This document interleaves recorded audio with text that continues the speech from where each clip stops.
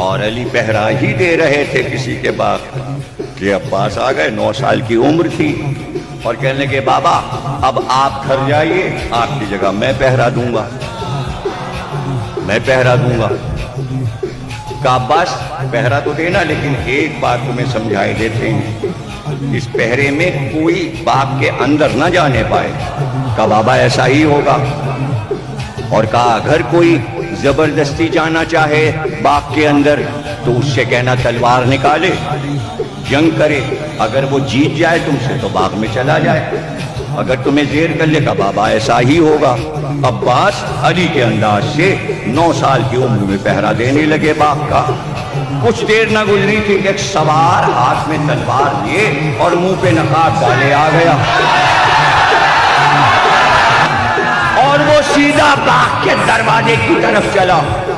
عباس نے وہیں سے للکارا، خبردار میرے بابا نے منع کیا ہے، تو باغ میں نہیں جا سکتا، میں تجھے باغ کے اندر نہیں جانے دوں گا۔ اب یہ وقت وہ تھا کہ یہ قاعدہ تھا عرب میں کہ راتوں کو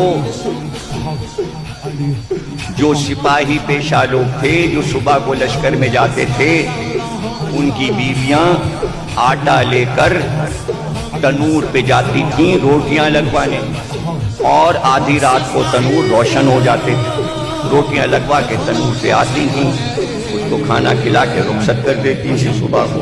ایسی ہی ایک عورت گھر سے آٹا لے کے چلی تنور پر روٹیاں لگوانے، راستے میں یہ جگہ آ گئی جہاں باغ کے پاس 2 سوار نظر آئے۔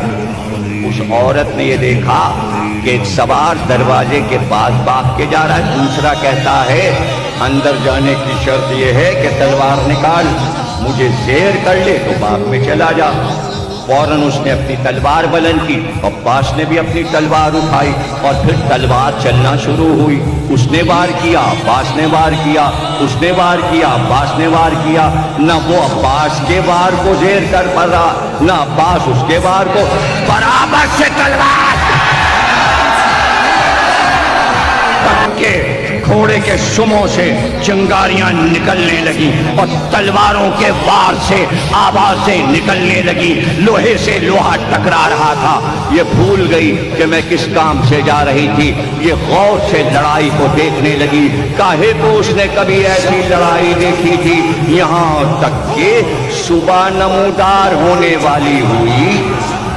عورت کو احساس بھی نہیں ہوا کتنا وقت گزر گیا، لیکن اس کے بعد اس